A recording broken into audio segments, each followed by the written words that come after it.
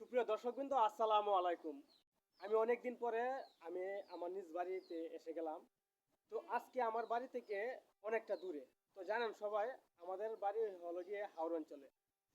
তো আমার বাড়ি থেকে প্রায় 10 কিলোমিটার দূরে হাওরের মধ্যবর্তী স্থানে একটি খামার রয়েছে।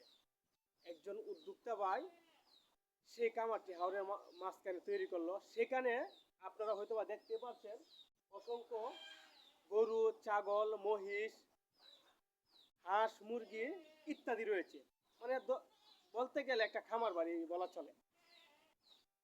তো আজকে কিন্তু বেসিক্যালি ঈদের দিন আমি আসলাম, এসে মনে করলাম যে বাড়িতে কেউ নেই খামারে।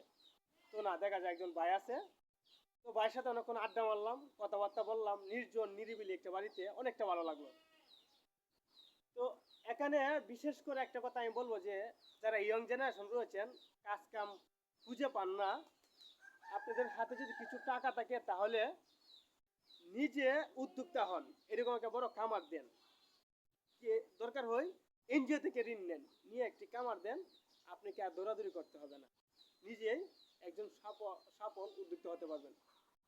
তো ভাই, এই বাড়ির মধ্যে যে আপনি একটু এদিকে আন ভাই, এই বাড়ির মধ্যে যে আপনি থাকেন, এত বিশাল বড় একটি বাড়ি, হাওরের মাঝখানে খামার, আপনার কি এখানে কোনো ভয় টয় লাগে? না ভাই, হ্যাঁ? ভয় লাগতো কে? ভয় লাগে না? না, ভয় লাগে না। বিশেষ করে আমরা গ্রাম অঞ্চলে বড় হয়েছি, হাওর অঞ্চলে বড় হয়েছি, আমাদের মনের মধ্যে কিন্তু বেশি একটা ভয় নাই নাকি? না, না, হ্যাঁ। না।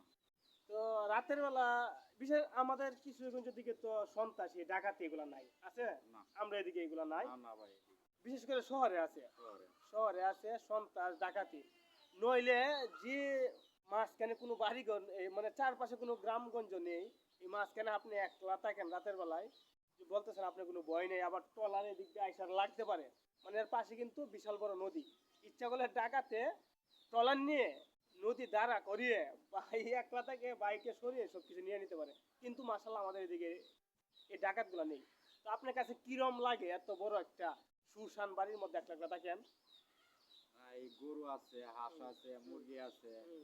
এগুলো নিয়ে থাকলে আমার ভালো লাগে। মানে ব্যস্ত সময় কাটে। হ্যাঁ ভাই। কোন দিক দিয়ে সময়টা যাইতে আপনি নিজেও বুঝতে পারেন না। না, এগুলারে খেজমত করি, খাইতে হুম, দেই, হুম, গরুরে গোসল করাই, হুম, ছাগলরে ঘাস ঘাস খাওয়াই, হুম। এগুলা নিয়ে আমি সারাদিন ব্যস্ত থাকি। তাই, হ্যাঁ। জি। তো এই হলো আমাদের হাওড়ের জীবনযাত্রা। তো আরেকদিন একটা ভিডিওতে হাজির হবো। আল্লাহ হাফেজ।